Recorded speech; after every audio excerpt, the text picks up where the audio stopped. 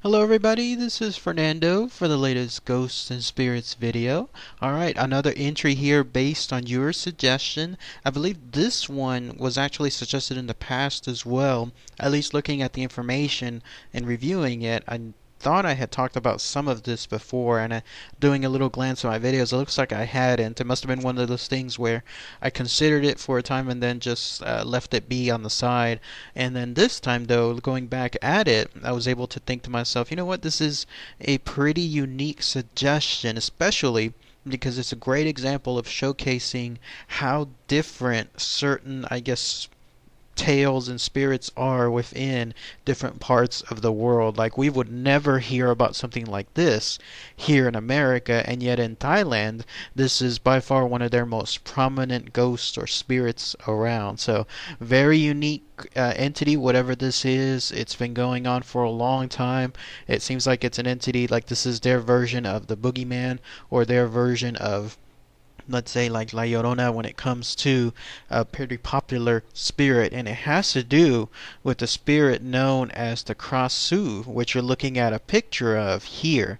So very unique, instantly stands out, unlike anything else one has ever seen before. And again, when I was reading the information, I thought I had talked about it, but it looks like there are some ghosts or spirits that in certain areas their characteristics blend in or become the same with other ghosts and spirits. So I'll talk all about all that information here. So here it goes. So what is the Krasue? Well, again, it is a nocturnal female spirit of sorts that seems to be predominantly in Thailand, although in other parts of Southeast Asia it also seems to be there. It's also in Cambodia and also in Laos as well. So pretty popular spirit, at least when it comes to the sense that a lot of people know about it. So much so that there's some very unique traits that people do to avoid, in this case, an experience with her.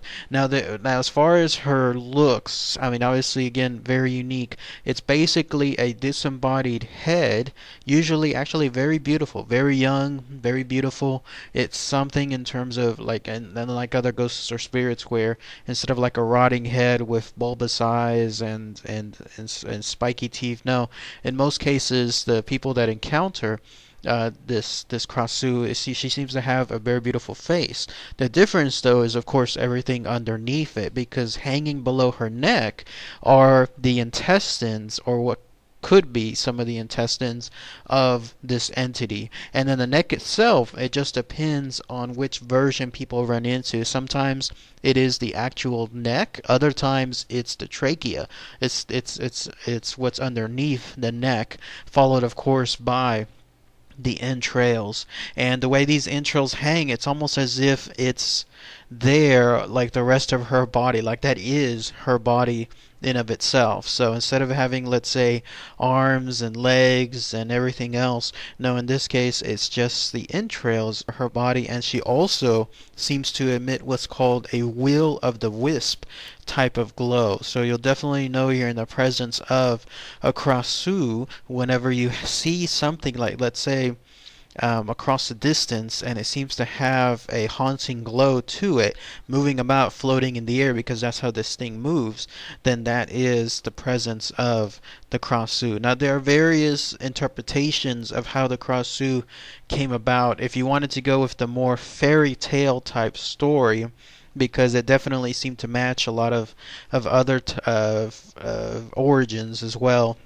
It has to do with the idea that, yet again, there was a love that was lost, and because of it, it led to the death of a certain woman, which in turn led to the Krasue. The idea is there used to be a princess, and this princess was going to become a wife to a man through an arranged marriage, because apparently there was a war of some sort, and when that happened, her side lost, like the side that her country was in lost, and so her, I guess, destiny was to become the wife of the new lord, or one of the new, I guess, powerful people within that country. She, of course, though, was not into that. She was not willing to go, at least willingly. And so what happened afterward was she instead fell in love with one of the soldiers.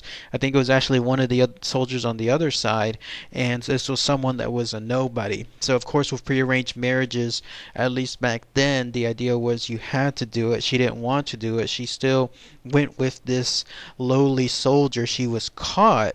And so her punishment, especially because of the insult and how offensive it was to those that had arranged the marriage, these powerful people, her punishment was that she would be burned to death. But not taking things lightly, she decided that she wanted to, I guess, get revenge at the last moment. She apparently consulted with some kind of sorceress of some sort, and then they were able to tell her how to create a magic spell so that way once she was burning at the stake, she would survive it, just completely survive it. The irony though is that spell did not come quick enough, because when she was burning at the stake, it burned her entire body, almost everything except for her head and some of her entrails. And so in a bit of let's say strange, twisted ending for her, she definitely lived, but in this case she lived as a floating head with those gruesome entrails underneath her. So there's that storytell version. Others that I tend to believe more are on the side that this was a woman who tried to learn some kind of black magic, and she learned it, but she learned it the wrong way. So when she spoke her spell, instead of, I guess, doing the thing that she wanted it to, it accidentally did this, where it dispelled her head from her body, and she still lived because of that black magic, but now she forever roams as, let's say, this hideous entity of sorts. Another version is the idea that this is some relative of some sort of women who practice some kind of witchcraft, and it's something that just continues, I guess, on a bloodline of some sort. The idea that this thing, whatever it is, this Krasue, continues its own existence by infecting, the closest word I can think of, infecting others. Because apparently if you come across a Krasue and you have any contamination with either itself, like its flesh, or somehow, some way its saliva, then you in turn become a Krasue later on. I don't know how the men become Krasue, but apparently the women definitely do. So there's that idea as well. And then remember earlier I was mentioning that this Krasue, it's like the boogeyman of sorts there in Thailand. It is so well known. Its hauntings are so well known. Apparently it flies around through the night because it is always hungry, whether it's this natural occurrence or whether it's a curse of some sort. It is always hungry, always trying to seek blood. That it attacks primarily cattle or chickens. So the idea is lots of people in Thailand seem to lock up their cattle or chicken to ensure that their blood is not drunk from by this Krasue. And then others also seem to make sure that whenever they have clothes left outside, they found blood on them. And this is because apparently the Krasue, of course, having no hands, no feet, nothing in terms of wiping its face or mouth off after consuming blood, then it just basically goes towards the nearest set of hanging clothes and then just rubs its face against it.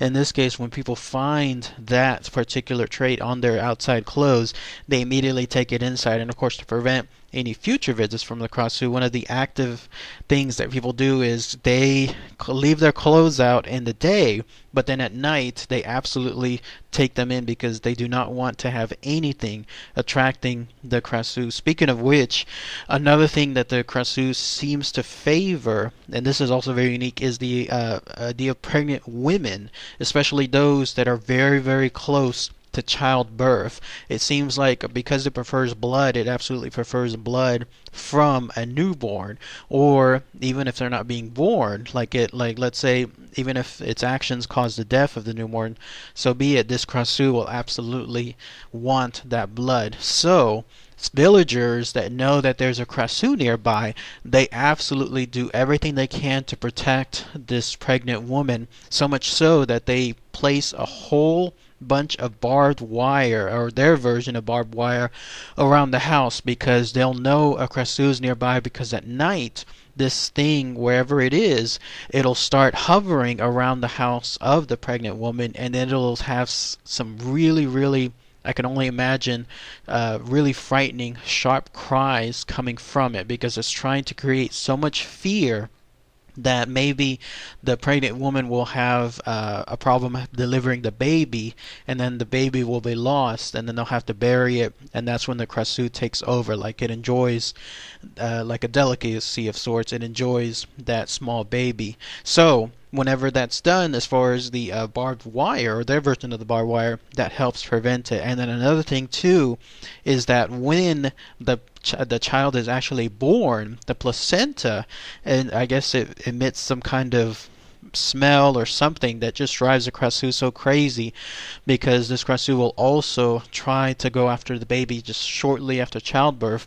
Well, it seems like it's a homing beacon of sorts, this placenta, so the people from the village will then take that placenta and bury it far away from their home, so that way it can ensure that it'll, I guess, confuse the Krasue, because there it is searching for it. Maybe it's buried in the middle of some village, and when it goes towards it, it realizes that nothing is there, and it's so far underneath the ground that it cannot find it, so it's just forever looking for something that it cannot find.